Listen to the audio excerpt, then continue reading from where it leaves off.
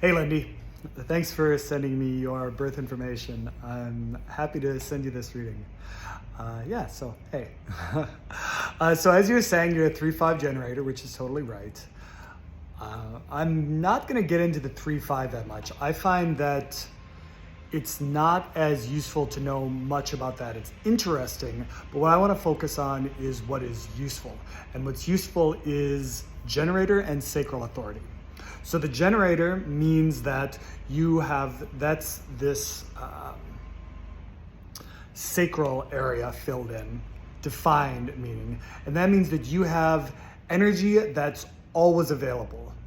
You're ready to keep moving and moving and moving and doing what you want to do as long as your sacral energy responds yes to it. And that's the most important thing for generators. Generators are 70% of the population. And that there has to be a yes from the sacral authority.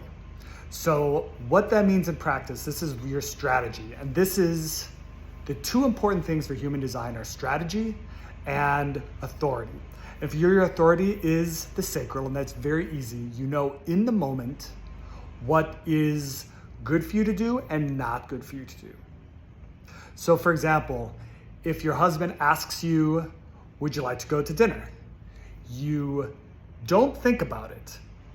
A thing with human design teaches us that our minds want to be occupied. Our minds want to be in control, but we're not here to allow our minds to be in control, to make decisions. The mind is here to gather information. The mind is here to do research and then provide sets of options.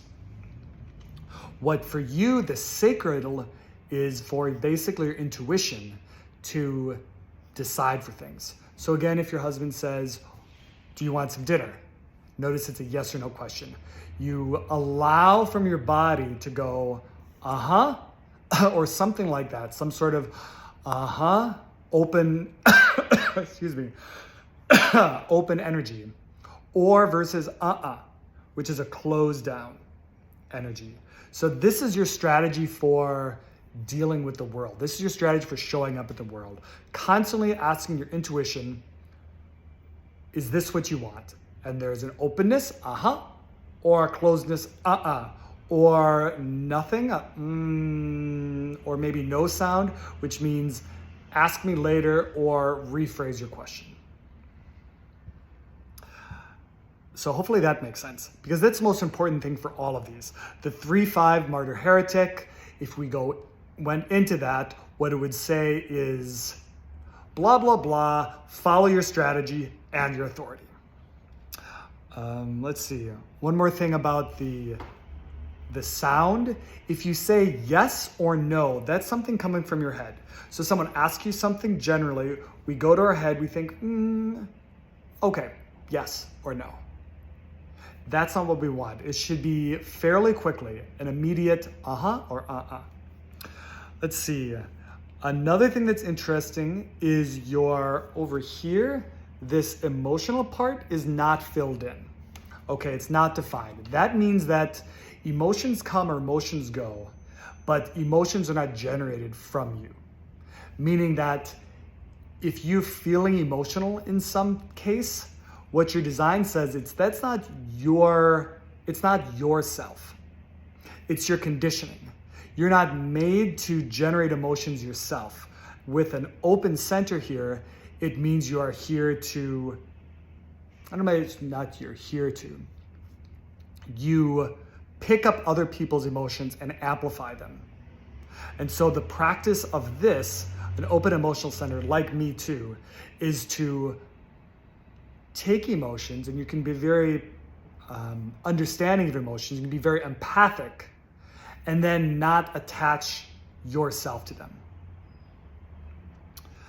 This is opposed to people that have this filled in. They would have an emotional authority, so they would actually make decisions from what they feel.